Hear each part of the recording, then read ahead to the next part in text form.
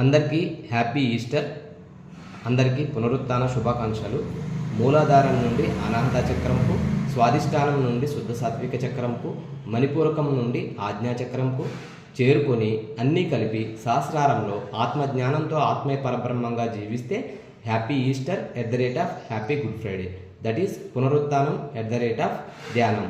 జన్మరాహిత్యం @ధ్యాన జగత్. ధ్యానం అంటే శ్వాస మీద ధ్యాస.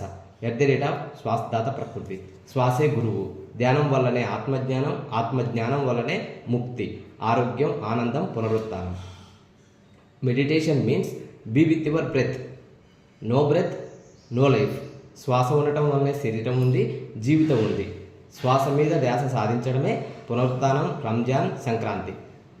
భూగ్రహ పాఠశాల సత్యం, అహింసా సిద్ధాంతం ఏమిటంటే శాకాహారిగా జీవించడం స్నేహతత్వం, భూమిని నీటిని శుభ్రంగా ఉంచడం దైవత్వం, ధ్యానమే మానవ జీవన మార్గం.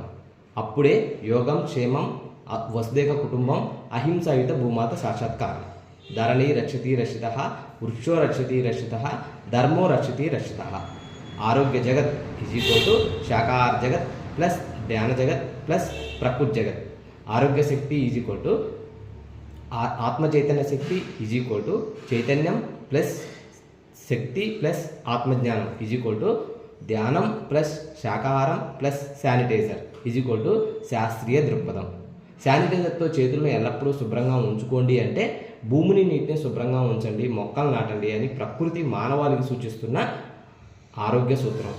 ప్రకృతి మాతే మనందరి కనతల్లి. భూమాతే ఆధారం, జలమే జీవనాధారం, జీవుడే దేవుడు.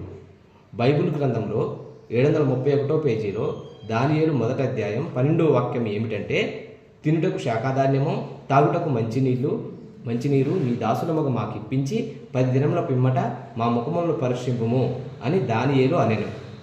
కనుక మనందరం శాకాహారం తిందాం, ధ్యానం చేద్దాం, ప్రకృతి మాట విందాం, ఆరోగ్యంగా ఉందాం, వసుదైక కుటుంబంలో జీవిద్దాం.